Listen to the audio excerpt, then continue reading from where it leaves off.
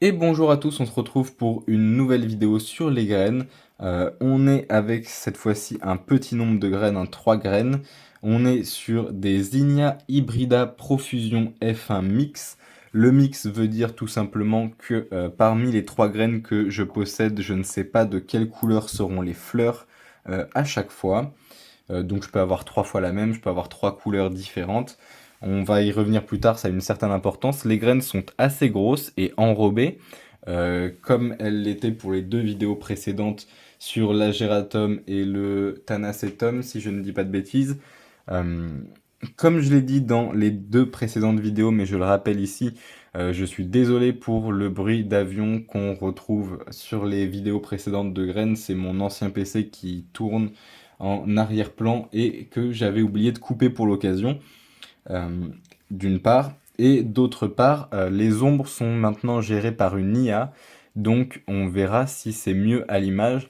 Mais là, c'est quand même la troisième vidéo, j'ai l'impression que c'est mieux. N'hésitez pas à le dire en commentaire une fois de plus, hein, si c'est mieux ou moins bien.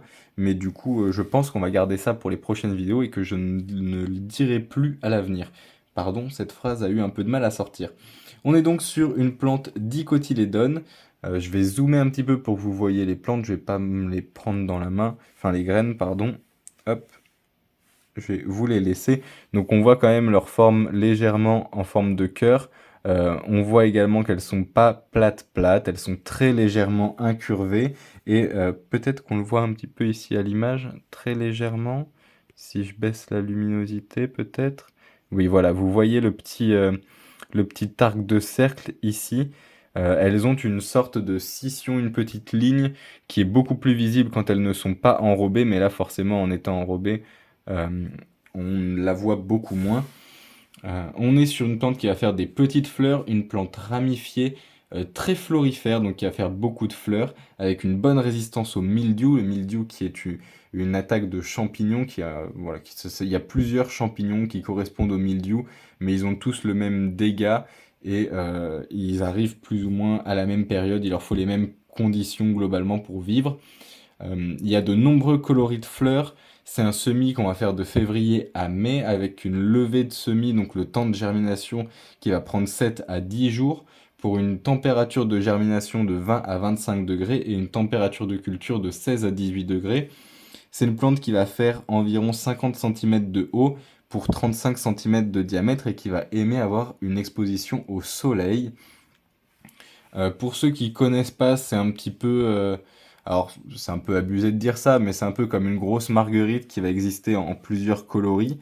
Euh, alors on est très loin de la marguerite, hein, prenez pas ça au pied de la lettre, mais globalement ça ressemble. Je vois que parce que là, en fait, j'ai déjà tourné ces vidéos et j'ai eu un petit souci au moment de les tourner.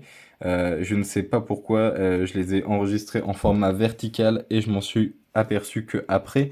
Du coup, là, j'en retourne 4 ou 5 à la suite et du coup, j'ai oublié quelques petites graines sur le plateau, mais c'est bon, elles sont rangées.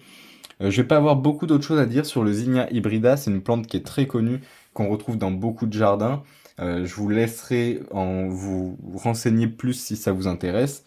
Le cultivar profusion notamment est très utilisé, donc vous trouverez toutes les informations que vous voudrez.